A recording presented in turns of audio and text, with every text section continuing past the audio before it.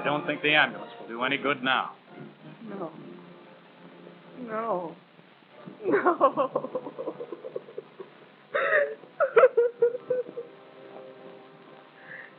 Victim male, age about 35, hair brown, eyes blue. Those are the cold, impersonal statistics set down in the police records, the official summing up of the sudden tragedy that struck just outside Medford Village last night. But the causes of tragedies are seldom sudden. They grow out of human frailties, and this case was no exception. Because I believe this story of death by violence is one of widespread interest, I'm going to turn back the pages of the calendar for a few days and introduce you to some of the principals in it. This is the house that Hal Johnson built about 10 years ago in Medford. It's just like thousands of other suburban houses, but it's home, and a happy one, to Ellen Johnson and Harold Jr. and little Barbara Ann and Hal Johnson, the Lord and Master. It doesn't just happen to be a happy home. It's that way because Hal, like the average American parent, works hard to keep it so. He's careful about the health of his children, and of the old man's, too. It's not smart to have the breadwinner come down sick. And he's cautious about people getting hurt. Women will do the darndest things. A man has to lay down the law sometimes.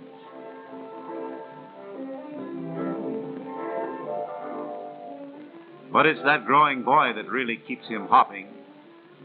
Of course, you have to give a boy knives and tools, but you don't want him to cut an arm off. That knife is for fun, son, but you have to respect it. Always carve away from you. It's dangerous unless used properly. He's considerate of his fellow man, too. That's the way he was brought up. Give the other fellow a break. Live and let live. Hal plans for the future to the best of his ability. It takes some juggling of the figures to stretch the family budget for the most and wisest protection. And he may have to sacrifice some very desirable things. But even if he's not around to see it, his wife and kids will have security and education. But don't think that being a careful family man and a conscientious citizen keep Hal from having a good time. He's a crack shot, you know, never fails to bring down his quota in season. And in keeping with his usual attitude toward things, his hunting manners are very good. His gun is always aimed where somebody isn't. Where there's a chance of a misfire, he eliminates that chance. A shotgun can be dangerous. If you're going to enjoy it and live, you have to respect it. Even though I've been building him up, driven by over 100 horsepower, responding to his touch, his consideration for the other fellow disappears. He drives consistently at unsafe speed. Oh, he may be within the posted speed limit, just.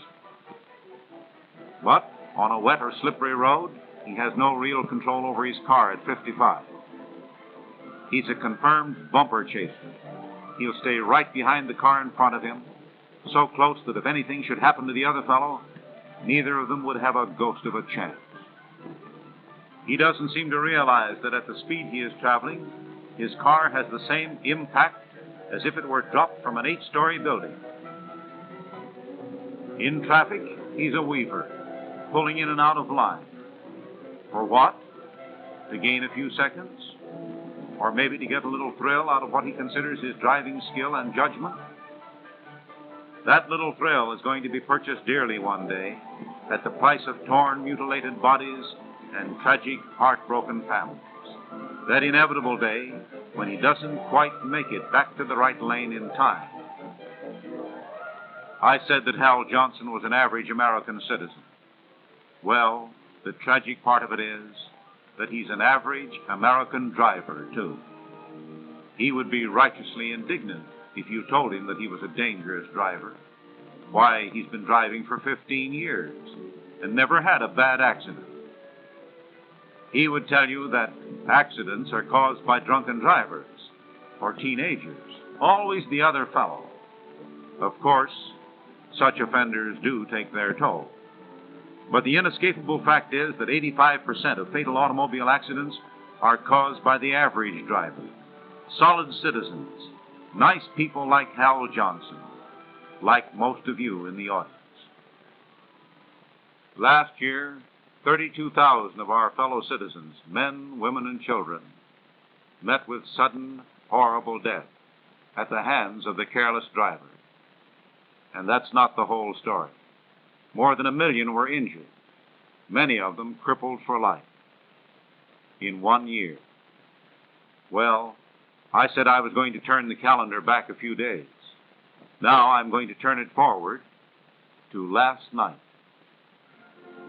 Hal and Ellen Johnson had been to the home of friends for dinner and a few hands of bridge afterward.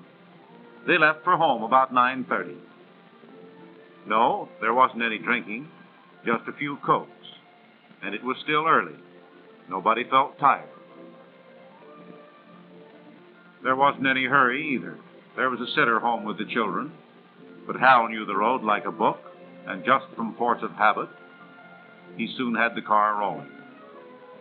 They didn't think anything about it. They felt just as safe in that hurtling shell of steel as they had in their friend's living room. The family car is such a familiar thing. Just outside Medford, they overtook a truck. There's a long curve in the road there, but Hal figured on passing him in a matter of seconds. He pulled out and started to pass. Then suddenly, from around the curve, there were headlights in the windshield. Hal couldn't get back. The oncoming driver couldn't avoid the crash.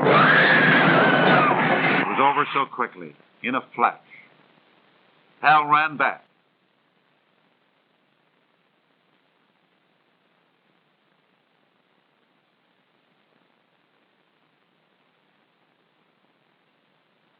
He got the innocent driver, the victim, out of the wreck, still breathing. And then other cars stopped, and the people came, and the state police took over. They were very calm and efficient, the police. They took care of everything. And there wasn't anything for Hal to do except to stand and wonder about the still figure under the blanket. Did he maybe have a home and a wife and 2 kids? And Hal prayed that he would live and be well again. And then, I don't think the ambulance will do any good now. No.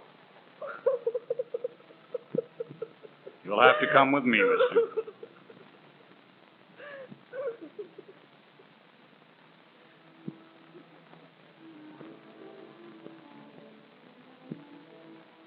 and that's what happened outside Medford Village last night. It's significant because something very like it happens every 5.5 minutes on the streets and highways right across the country. Why must this go on? Why must more than 1 million people be killed or injured this year? Because of a stranger's carelessness, a friend's carelessness, or your own carelessness. These are the fruits of that attitude, of driving at unsafe speed, of bumper chasing, following the car ahead too closely, of driving in the wrong lane, or trying to pass at the wrong time, of improper turning, of ignoring stop signs or beating the lights. It's a deadly weapon, far more deadly on the record than any gun. And yet, like a gun, if you want to use it, enjoy it, live and let live, you've got to respect that weapon under your hands. Driving laws are made to help you keep your car under control. Learn them, observe them. Don't let your car be driven to kill.